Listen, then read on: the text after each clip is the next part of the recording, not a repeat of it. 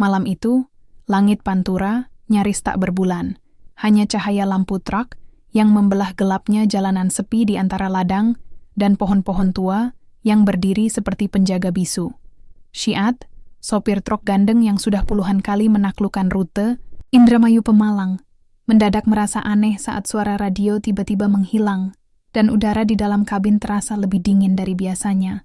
Ia tahu benar cerita-cerita yang sering dibisikkan sesama sopir tentang jalur ini, tentang pohon rangdu, tentang tawa lirih perempuan, tentang mereka yang tak pernah sampai tujuan. Tapi benarkah semua itu hanya mitos? Atau ada sesuatu yang memang tak seharusnya ia abaikan malam ini? Malam itu, udara di Indramayu terasa lembab. Langit gelap menutupi seluruh kota, hanya sesekali cahaya lampu jalan yang menerangi jalanan yang lengang. Di depan sebuah gudang, truk gandeng warna merah yang sudah dimodifikasi tampak siap untuk menjalani perjalanan panjang. Di balik kemudi, Syiat, seorang sopir truk berpengalaman, duduk dengan wajah tenang.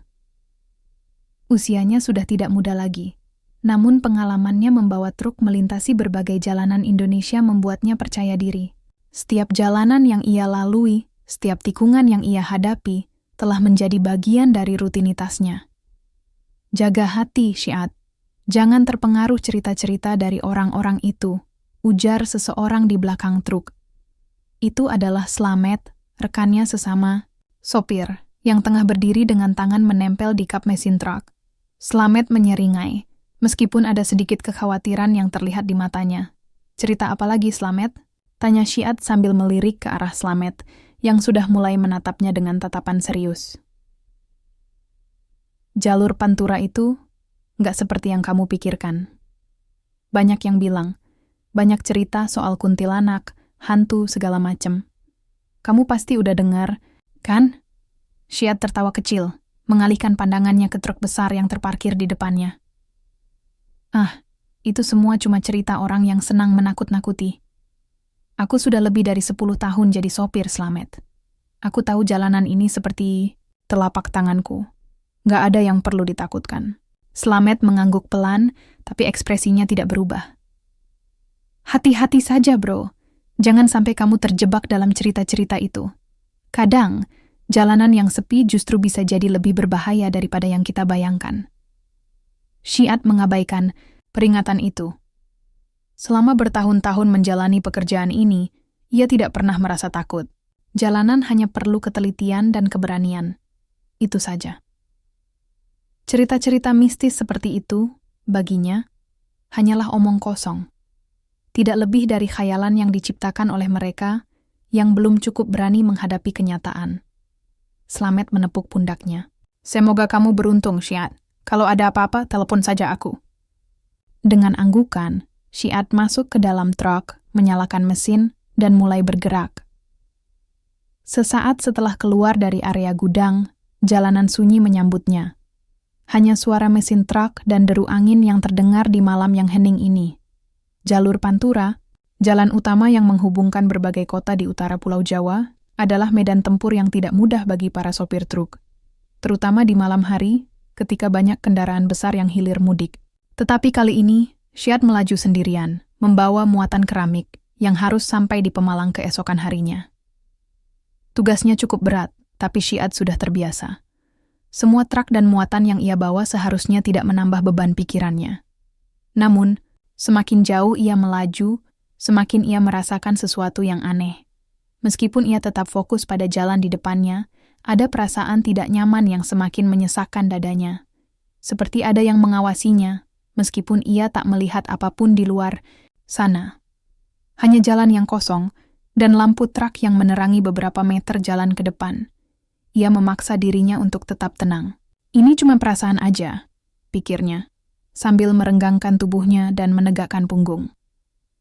Perjalanan malam memang sering menimbulkan rasa takut, terutama bagi mereka yang bekerja sendirian. Rasa sepi ini mungkin yang membuat banyak orang lebih mudah dipengaruhi oleh cerita-cerita aneh yang beredar. Di tengah jalan, Syiat melintasi beberapa kendaraan lain. Sopir-sopir truk lainnya lebih memilih untuk berhenti di pinggir jalan, beristirahat sebentar. Beberapa dari mereka tampak seperti baru saja melakukan perjalanan jauh. Wajah mereka lelah dan letih. Sesekali, Syiad mendengar suara-suara mesin yang saling bersahutan, namun ia tetap melaju tanpa hambatan. Sampai akhirnya ia tiba di perbatasan Indramayu dan memasuki daerah yang lebih gelap, tanpa banyak cahaya jalanan. Cuma jalur biasa saja, gumamnya sendiri. Di luar, udara malam semakin terasa dingin, dan kabut mulai turun. Jalanan terlihat semakin menantang, gelap dan sunyi. Di beberapa titik, pepohonan tinggi menghalangi pandangannya, menciptakan bayang-bayang yang aneh di sepanjang jalan. Namun, Syiad tak menggubris. Ia sudah terbiasa. Truk besar ini memang agak berat, tapi bukan masalah besar baginya. Sesekali, ia mengingat pesan-pesan dari rekan-rekannya, tetapi segera ia usir jauh-jauh perasaan takut yang mulai datang. Kuntilanak? Hantu? Itu semua cuma cerita. Namun, tidak ada yang bisa menjelaskan perasaan aneh yang mulai menggerogoti pikiran Syiad. Perlahan, perasaan itu semakin kuat, seperti ada sesuatu yang tidak beres. Saat ia menoleh ke kaca spion, bayangan hitam yang samar mulai muncul di kejauhan, lalu menghilang begitu saja. Syiad merengutkan dahinya, menenangkan dirinya sendiri. Gak usah dipikirin, cuma perasaan aja. Tapi anehnya, semakin ia melaju, semakin ia merasakan kehadiran sesuatu yang mengikutinya. Disinilah perjalanan malam. Syiad dimulai. Ia tak tahu bahwa malam ini akan menjadi perjalanan yang mengubah hidupnya selamanya.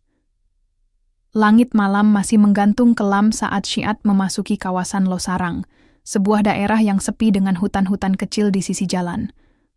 Lampu jalan makin jarang, dan kabut mulai tebal. Truk gandeng yang ia kemudikan terus melaju, pelan tapi pasti. Suara mesin diesel berdengung konstan, menjadi satu-satunya teman di tengah kesunyian malam. Syiad menurunkan kaca jendela sedikit, mencoba mendapatkan udara segar. Namun, yang masuk justru angin dingin yang menusuk tulang. Ia menggigil sebentar, lalu menaikkan kembali kaca. Dingin banget malam ini, gumamnya sambil melirik suhu digital di dashboard yang tak menampilkan angka, hanya layar kosong berkedip. Padahal, sebelumnya suhu itu bekerja dengan normal. Ia mengetuk-ngetukkan jari ke kemudi. Untuk mengusir kantuk dan rasa sepi, ia menyalakan radio. Namun, yang terdengar hanya suara kresek-kresek tanpa stasiun jelas. Ia mencoba berpindah gelombang, tetapi suara statis tetap mendominasi. Lalu tiba-tiba, terdengar bisikan pelan, seperti suara perempuan, Syiad. Jantungnya melonjak. Ia mematikan radio seketika. "Ah, ini pasti radio rusak," katanya pelan, meski hatinya mulai tidak tenang. Tapi suara itu, lembut, lirih, nyaris seperti hembusan angin, masih terngiang di telinganya, seolah bukan dari radio. Seolah dari dalam truk ia menoleh cepat ke kursi penumpang. Kosong. Hanya tas kecil dan botol minum. Syiad menelan ludah, mencoba menertawakan dirinya sendiri. "Tua-tua masih parno juga," ujarnya, berusaha terdengar santai. Tapi, tangannya gemetar. Truk terus melaju. Di kejauhan, terlihat sebuah pohon besar yang berdiri angkuh di tikungan jalan. Pohon rangdu tua menjulang dengan cabang-cabangnya membentuk bayang hitam yang menyerupai tangan manusia menjulur. Banyak cerita beredar tentang pohon itu. Salah satunya, yang paling sering dibisikkan sopir-sopir truk, adalah tentang seorang wanita berpakaian putih yang kadang duduk di dahannya. "Tinggal tikungan ini aja. Habis itu jalanan agak ramai," kata Syiad untuk menenangkan diri. Tapi detik berikutnya, sesuatu yang tak bisa ia jelaskan terjadi. Spion kanan truk mendadak berembun, padahal jendela tertutup rapat.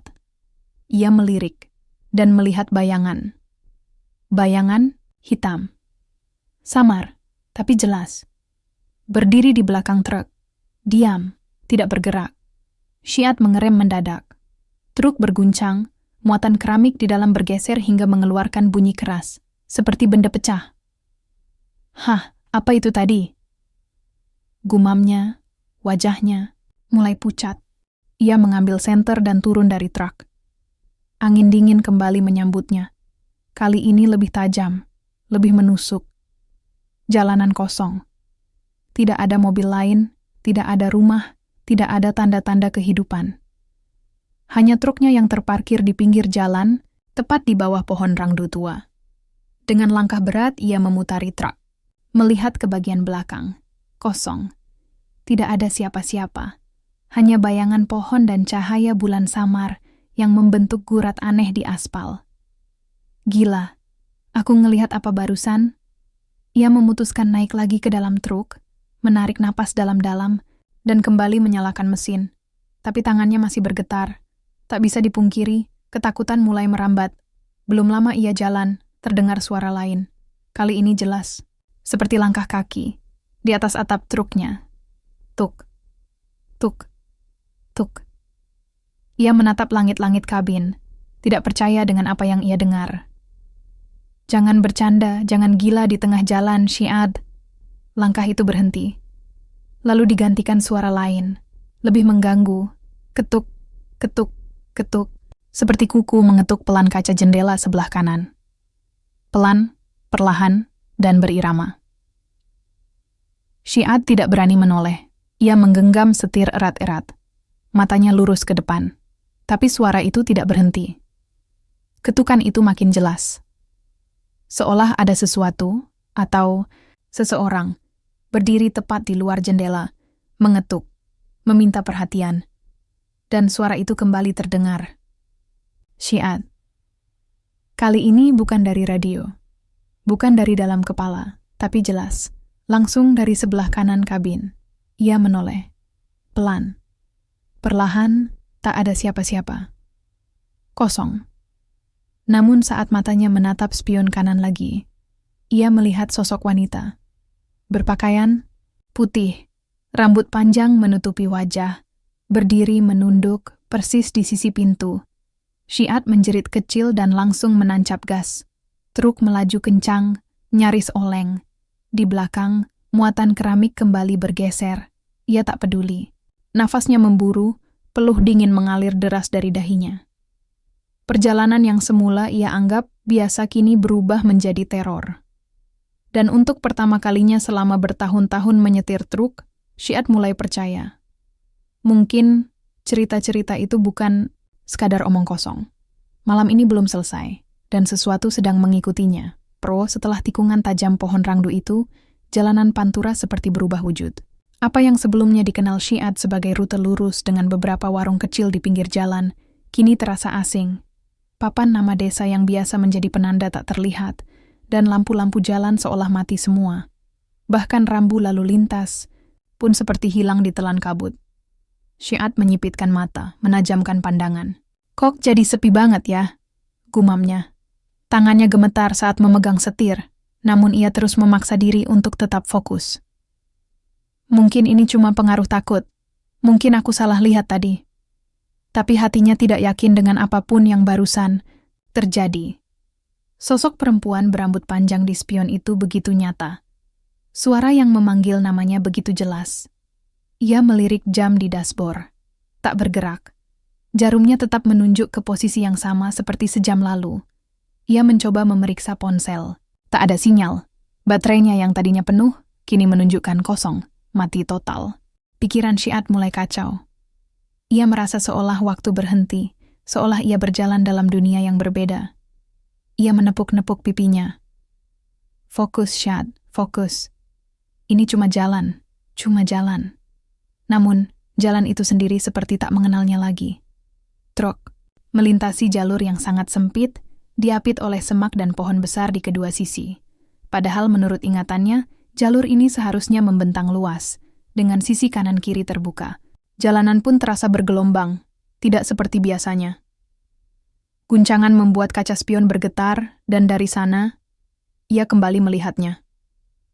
Sosok putih. Kali ini berdiri di tengah jalan. Syiad langsung menginjak rem sekuat tenaga. Truk berhenti dengan hentakan keras. Suara rem yang memekik memecah sunyi malam.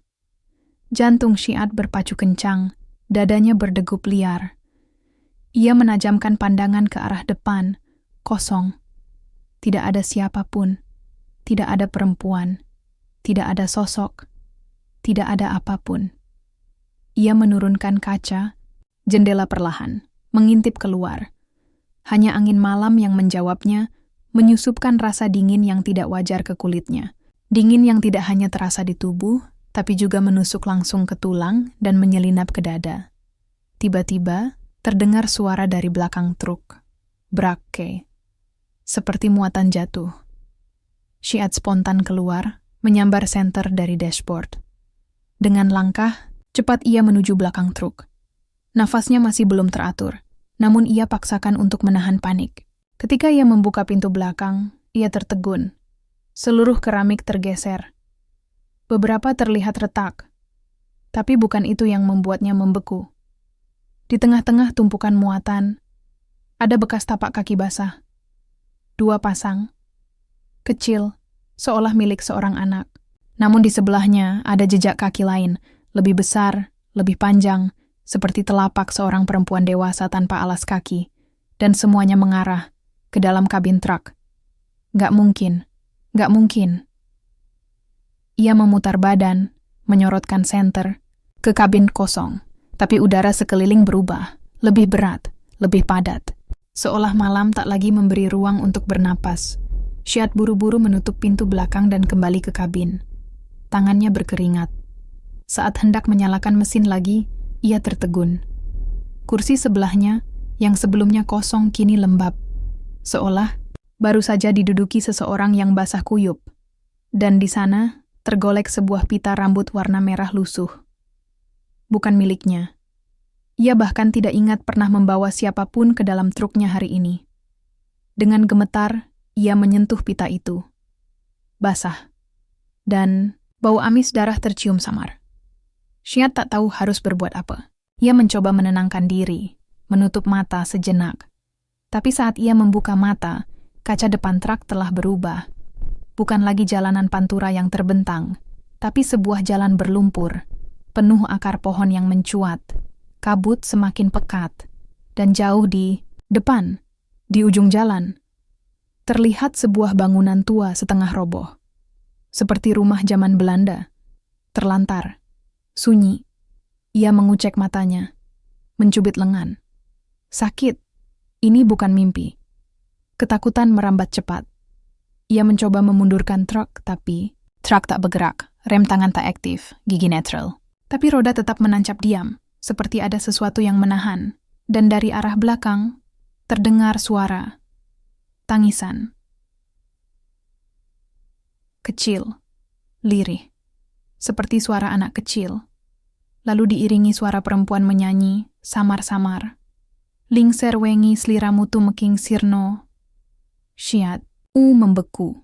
Itu bukan radio, itu nyata. Datangnya dari luar, atau dari dalam. Ia tak tahu lagi batas antara kenyataan dan ilusi.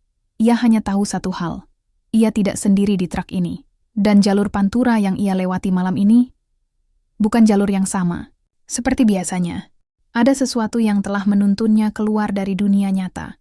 Dan belum tentu ada jalan kembali. Fuad Perwe Syiad duduk diam di kursi sopir, tubuhnya membatu seperti patung. Mesin truk masih menyala, namun ia tak berani menyentuh apapun. Pandangannya terpaku pada jalan di depan. Jalan berlumpur, sunyi, dengan rumah tua setengah roboh di ujungnya, yang terlihat semakin nyata seiring kabut mulai menipis. Tapi logika Syiad menolak semua itu. Jalan ini tak pernah ada di peta manapun, apalagi di jalur pantura. Ini halusinasi. Aku ngantuk, kurang tidur. Ini semua gara-gara cerita-cerita setan sialan itu, bisiknya, berusaha meyakinkan diri. Tapi, nyali Syiad sudah terkikis. Ia mencoba menarik napas dalam, lalu memindahkan gigi ke satu. Perlahan, truk merangkak ke depan. Entah kenapa, kali ini rodanya bisa bergerak. Tapi saat truk mulai melintasi jalan berlumpur itu, suara-suara aneh kembali, terdengar dari belakang kabin. Bukan suara tangisan, bukan pula suara langkah, melainkan suara gesekan. Seperti kuku tajam menyeret di atas permukaan logam. Panjang, berulang, menusuk telinga. Krik, krik. Syiad menoleh ke kaca spion kiri. Tak ada apa-apa. Ia menoleh ke kanan, kosong. Namun ketika ia menatap spion tengah, darahnya seperti berhenti mengalir. Ada wajah. Tepat di balik kursi belakang, sesosok perempuan tampak duduk diam. Wajahnya pucat, matanya merah menyala, dan bibirnya sobek sampai ke pipi. Rambut panjang kusut menutupi sebagian wajah, tapi sorot matanya tajam. Menatap langsung ke arah Syi'at, sontak ia menginjak rem. Truk berhenti mendadak. Ia membalikkan tubuh, menoleh ke kursi belakang. Kosong, tak ada siapa-siapa. Hanya bau amis yang kini memenuhi seluruh kabin. Bau darah, bercampur tanah basah. Syi'at memaki dalam hati. Ia turun dari truk, ingin mengambil udara segar. Tapi apa yang ia lihat di luar justru makin menghancurkan pertahanan akalnya. Di bawah truk ada bekas tapak kaki yang menyebar ke segala arah. Bukan cuma 1 atau 2, tapi puluhan. Kecil, besar, menyeret, sebagian dalam posisi terbalik. Seolah makhluk-makhluk itu merangkak keluar dari tanah. Ia mundur beberapa langkah, lalu menatap jalan yang kini tampak semakin sempit. Akar-akar pohon besar mencuat dari dalam aspal. Seperti hidup. Beberapa dari akar itu bahkan tampak bergerak pelan, menjalar ke arah roda truk. Tak ada pilihan lain. Ia harus keluar dari sini. Dengan langkah panik, ia kembali masuk ke dalam truk dan menancap gas sekuat mungkin. Roda belakang mengayun keras, menghentak lumpur hingga menciprat ke kaca spion. Namun saat truk mulai menanjak melewati tanjakan kecil, lagi-lagi terasa seperti ada yang menarik dari belakang. Berat. Seperti beban keramik tiba-tiba berlipat 2. Setir terasa berat, mesin mendengus keras, dan truk seperti terseret mundur meski gas diinjak penuh. Dalam kegentingan itu suara itu kembali datang, lembut, namun menusuk. Syi'at, jangan lewat sini. Ia mencengkeram setir erat-erat. Matanya melirik ke kaca spion tengah. Tidak ada siapa-siapa. Tapi suara itu terasa begitu dekat, seperti berbisik di telinganya. Putar balik. Atau kamu tidak akan pulang. Siapa? Kau? Teriak Syi'at. Tak tahan lagi. Apa maumu? Tak ada jawaban. Hanya bunyi gesekan keras dari atap kabin. Krek! Ia menengadah, berharap itu cuma ranting jatuh. Tapi suara itu makin jelas. Lalu disusul bunyi dentuman. Seperti sesuatu melompat dari atas. Brak dan truk bergetar hebat. Syi'at memutuskan untuk berhenti bertanya. Ia menutup telinga, menahan tangis, dan terus melaju. Tapi jalanan seolah tak kunjung habis. Rumah tua itu masih terlihat di depan, seolah tak pernah ia dekati. Entah ia berjalan, atau hanya berputar-putar di tempat. Tiba-tiba, radio menyala sendiri, padahal tadi rusak. Dari speaker terdengar suara rekaman kasar, suara laki-laki terdengar ngos-ngosan. Kalau kau dengar ini, berarti kau melewati jalur yang sama denganku. Jangan berhenti, jangan turun, jangan lihat spion, dan jangan ikuti suara-suara yang memanggil.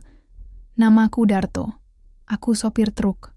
Aku terjebak di jalur ini, dan aku belum bisa pulang. Suara itu terputus oleh suara jeritan, panjang dan memilukan. Radio mati, Syi'at menatap kosong ke depan. Ia merasa lututnya lemas, meski ia belum berdiri. Darto, bisiknya. Jangan-jangan ini dia. Sopir yang katanya kecelakaan itu. Pikiran Syi'at kacau. Tapi satu hal mulai ia sadari. Ia tidak sedang diganggu. Ia sedang diperingatkan. Seseorang atau sesuatu menginginkannya keluar dari jalur ini. Tapi yang lain justru ingin ia tinggal. Malam itu, Syi'at tidak lagi menyetir sebagai sopir biasa. Ia sedang menyetir untuk menyelamatkan dirinya sendiri. Atau setidaknya, apa yang tersisa dari dirinya. For udara dalam kabin truk mulai terasa pengap meski jendela terbuka. Keringat membanjiri pelipis Syi'at, tak peduli angin malam menerpa kulitnya. Tangannya menggenggam setir erat sampai buku-bukunya memutih. Suara Darto di radio masih terngiang di kepalanya.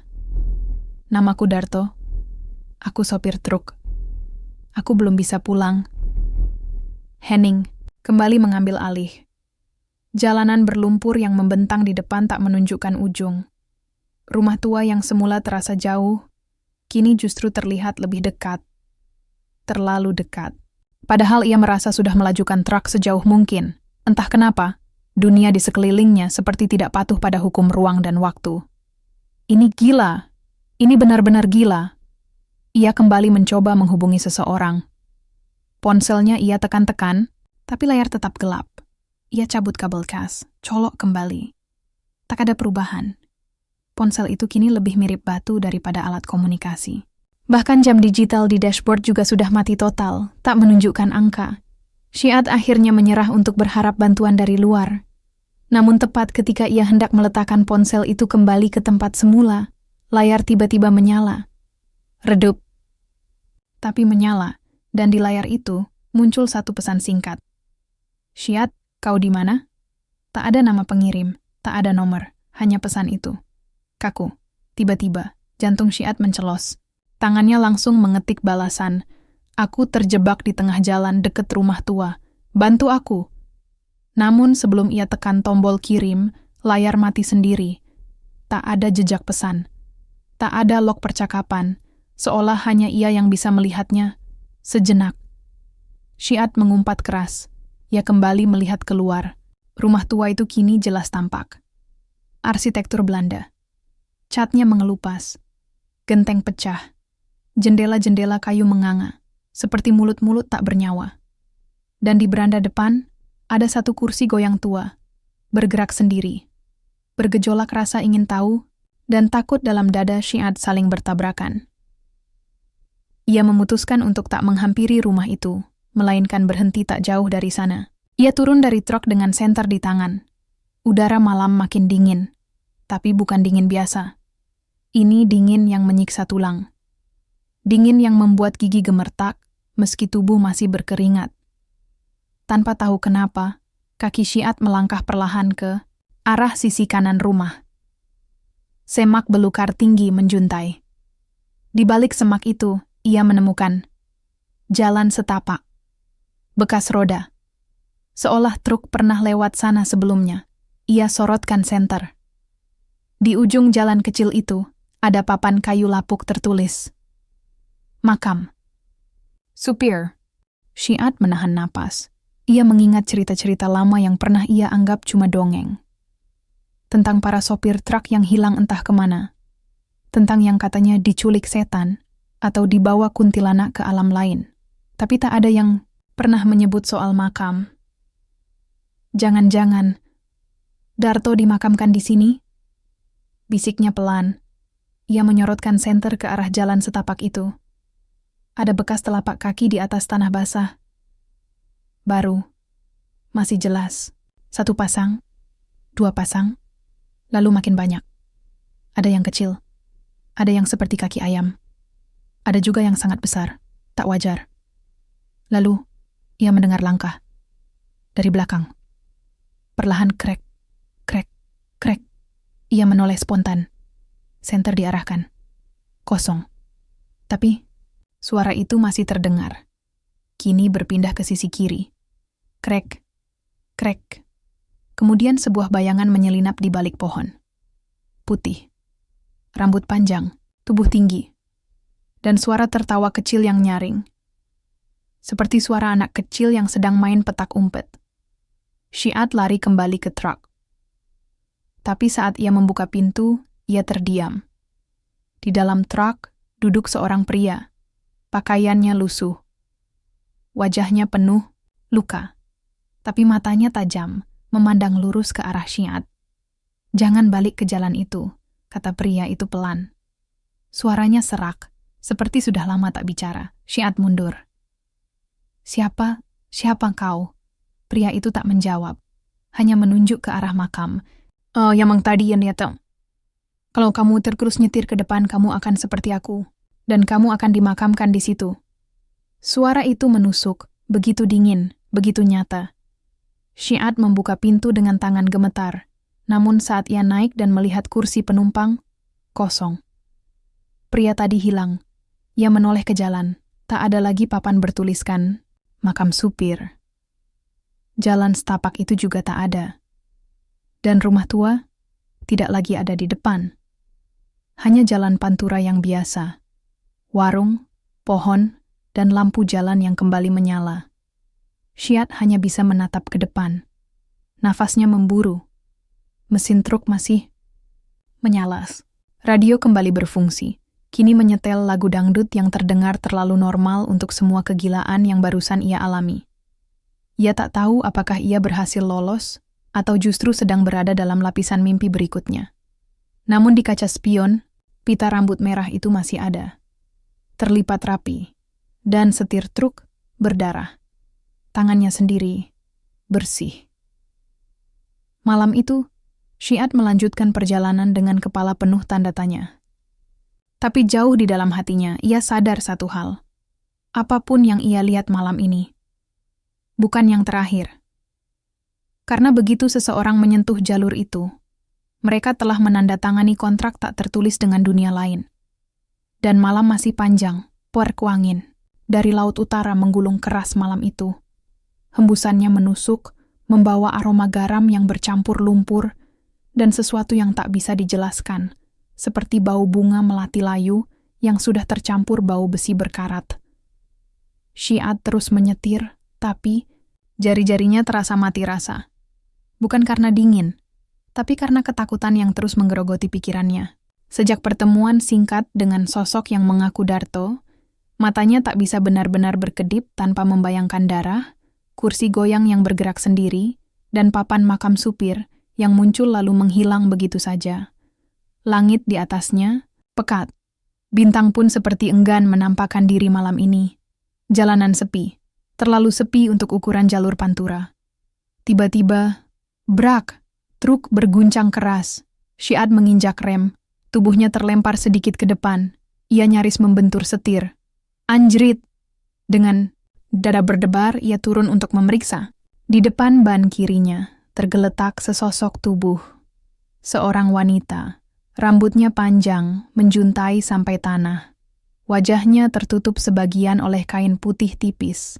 Tubuhnya seolah ringan, seperti tak punya berat. Syed melangkah pelan, satu demi satu, dengan senter bergetar di tangannya. Ia sorotkan ke arah wajah perempuan itu. Kosong. Matanya terbuka, namun tak berkedip. Irisnya seperti tak punya warna. Kulitnya pucat dan kaku. Tapi bibirnya tersenyum. Dan tiba-tiba, tubuh itu lenyap. Begitu saja.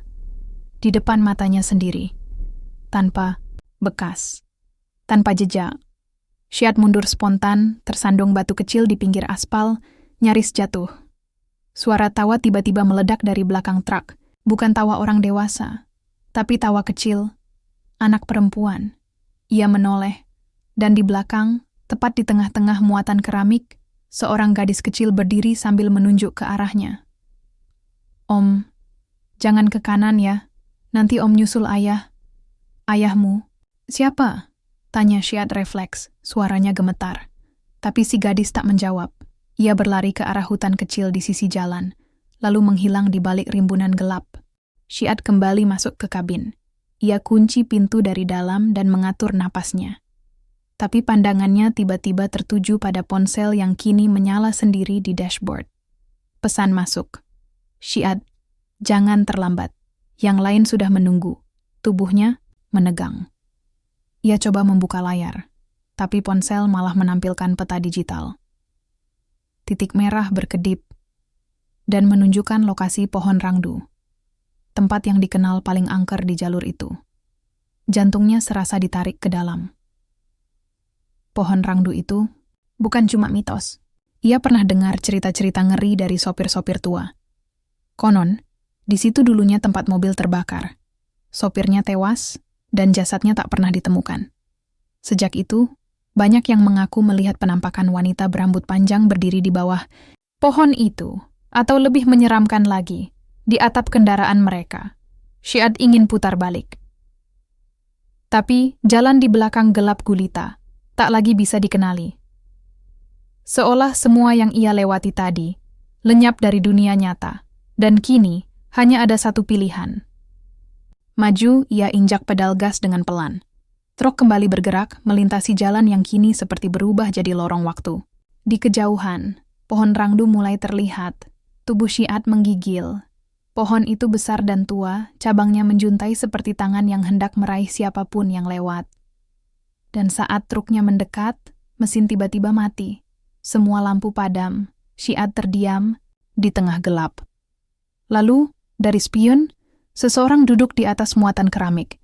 Rambutnya panjang, wajahnya menghadap ke langit, tidak bergerak. Syiad tak berani menoleh langsung.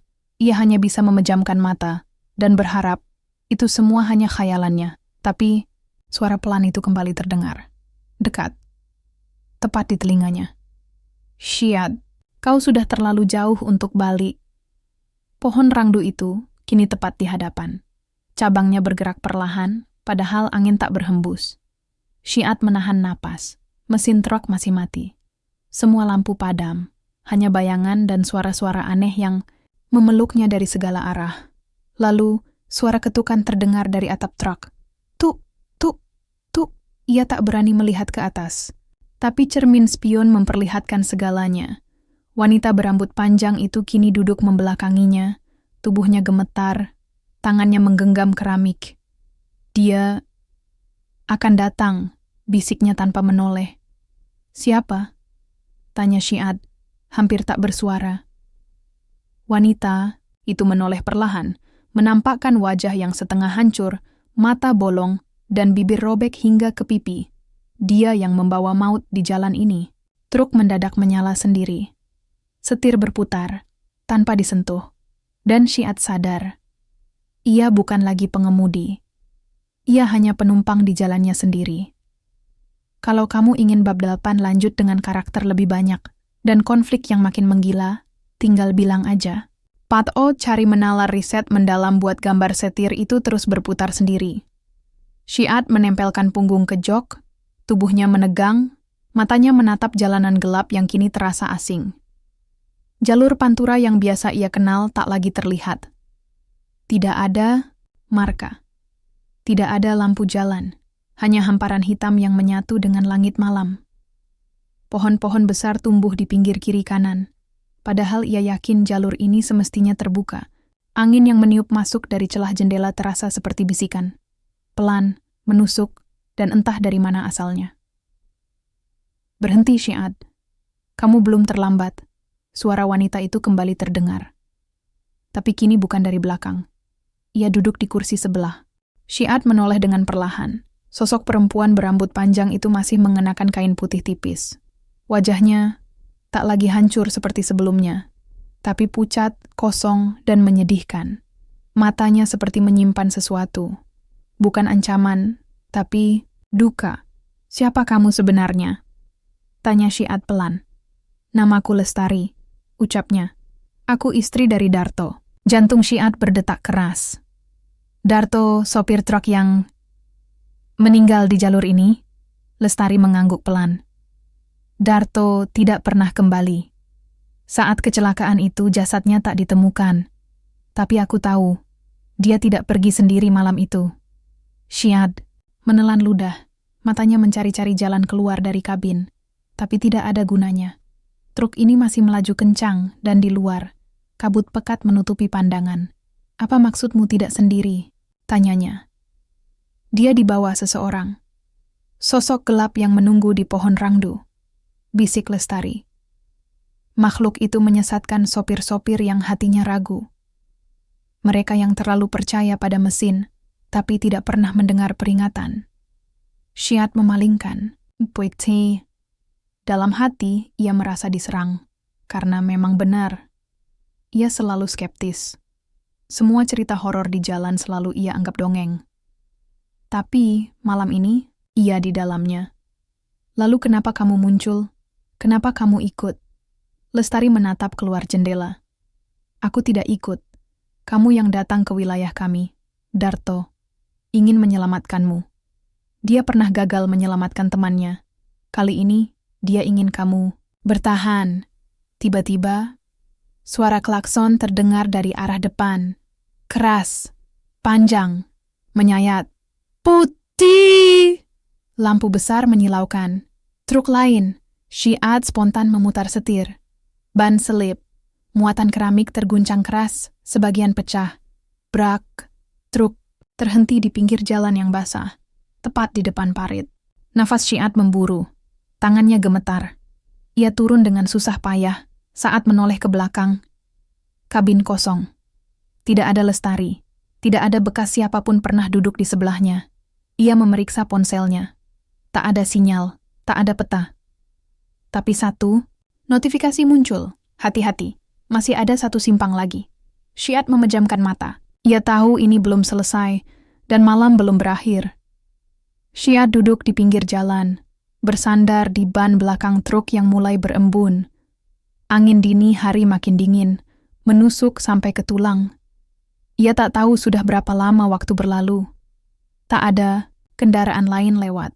Tak ada suara manusia. Hanya bunyi serangga malam dan desir daun yang bergesekan di kejauhan. Dadanya masih sesak. Tangannya kotor, penuh debu dan serpihan keramik. Tapi yang paling membuatnya lelah bukan tubuh, melainkan pikirannya. Ia mencoba menyusun ulang semua kejadian. Sosok Lestari, bayangan Darto, anak kecil di tengah jalan, pohon rangdu. Semuanya seperti mimpi buruk yang tak kunjung selesai. Tapi luka di lututnya nyata. Bekas cengkraman di setir juga nyata. Dan suara-suara itu terlalu jelas untuk sekadar halusinasi. Syiad tak lagi tahu batas antara logika dan kenyataan. Sambil menghela napas berat, ia membuka pintu kabin. Bau kabin yang biasanya menenangkan, kini justru menyesakkan dada. Ia menyalakan mesin. Kali ini, tidak ada gangguan. Truk menyala seperti biasa. Lampu dashboard hidup. Rute kembali muncul di layar peta digital. Hanya, anehnya, penunjuk waktu menunjukkan waktu mundur. Bukan maju. Perjalanan ke Pemalang. 2 jam. 1 jam 59 menit. Padahal seharusnya bertambah, bukan berkurang. Syiad terdiam. Ia tahu, ini bukan GPS biasa. Seolah sistemnya terhubung ke dimensi yang lain. Ia injak gas perlahan. Truk bergerak. Jalan kembali terasa normal. Ada rambu, ada rumah, ada suara jangkrik seperti biasa. Tapi di hatinya ada rasa takut yang tidak bisa ia abaikan lagi. Tiba-tiba, ponsel di dashboard menyala kembali. Satu pesan masuk. Pilih simpang kiri jika ingin hidup. Pesan itu tak memiliki pengirim. Syiad menatap lurus ke depan. Ia belum melihat simpang apapun. Tapi beberapa ratus meter ke depan, jalan memang bercabang 2. Kiri menuju jalur lama, sepi, dikelilingi pohon dan ladang kosong. Kanan jalur baru, yang lebih ramai, dekat dengan warung dan tempat istirahat. Ia menghela napas. Kalau aku salah pilih, truk terus melaju. Detik-detik terasa seperti penghakiman. Ia bisa saja memilih kanan, tempat yang lebih masuk akal, lebih aman secara logika. Tapi bukankah semua kejadian semalam sudah cukup membuktikan kalau logika tak lagi bisa diandalkan? Tepat di perempatan, Syiad pejamkan mata sejenak dan memilih kiri. Truk meluncur ke jalur tua. Aspalnya retak, rerumputan tumbuh di sela-sela. Tidak ada cahaya selain lampu dari truknya sendiri. Tapi anehnya, hatinya justru lebih tenang. Tak lama kemudian, ia melihat sebuah tugu kecil di pinggir jalan. Tugu dengan ukiran nama-nama sopir. Salah satunya, Darto bin Samin. Syiad menghentikan truk, turun dan mendekat. Tugu itu baru, masih bersih. Ada bekas dupa yang sudah padam di sisinya. Tapi yang membuat dadanya bergetar adalah plakat kecil di bawahnya. Terima kasih telah mendengarku. Sekarang kau akan selamat. Mata Syiad memanas. Ia jongkok di depan tugu itu, menunduk, dan untuk pertama kalinya dalam hidupnya, ia membaca doa dengan sungguh-sungguh. Bukan karena kewajiban, tapi karena rasa syukur. Ia tahu, ia telah diselamatkan oleh seseorang yang tak lagi hidup, tapi meninggalkan jejak kebaikan, bahkan dalam kematian. Dan malam itu, di jalur tua yang sunyi, Syiad tak lagi merasa sendirian. Langit mulai cerah ketika Syiad kembali menyalakan mesin truknya. Kabut telah hilang perlahan, digantikan rona jingga yang muncul dari ufuk timur. Suara azan dari surau kecil di kejauhan terdengar samar, di bawah angin pagi yang basah. Ia menarik napas panjang, lalu menatap cermin spion. Tak ada bayangan, tak ada sosok berambut panjang. Tapi justru karena itulah, hatinya terasa hangat. Terima kasih, Darto.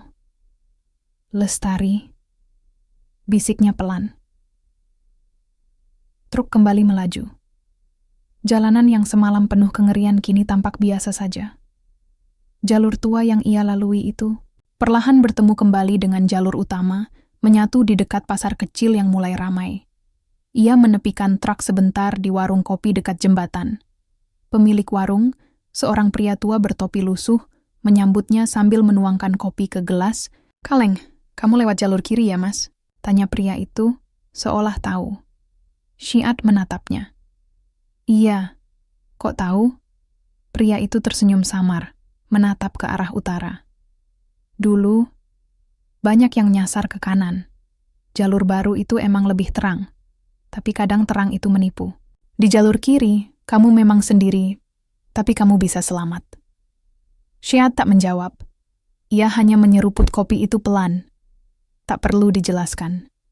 Ia tahu, pria ini juga tahu tentang apa yang terjadi di jalan itu. Setelah kopi habis dan matahari mulai naik, Syiad melanjutkan perjalanan. Pemalang tak jauh lagi. Tapi hati dan pikirannya sudah jauh berubah. Sepanjang jalan, ia tak lagi hanya fokus pada kemudi dan muatan.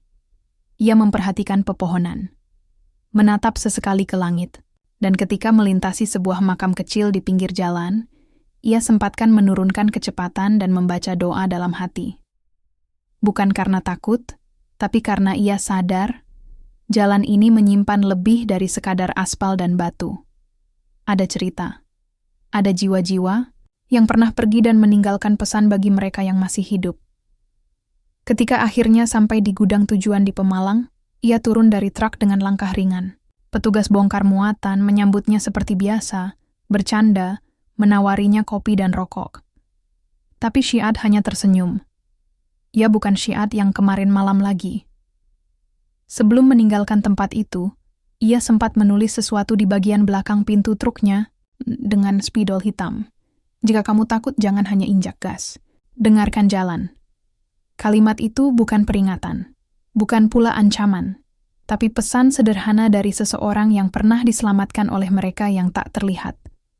Dan sejak malam itu, setiap kali ia kembali melintasi jalur Pantura, terutama di sekitar pohon rangdu, ia tak lagi merasa gelisah.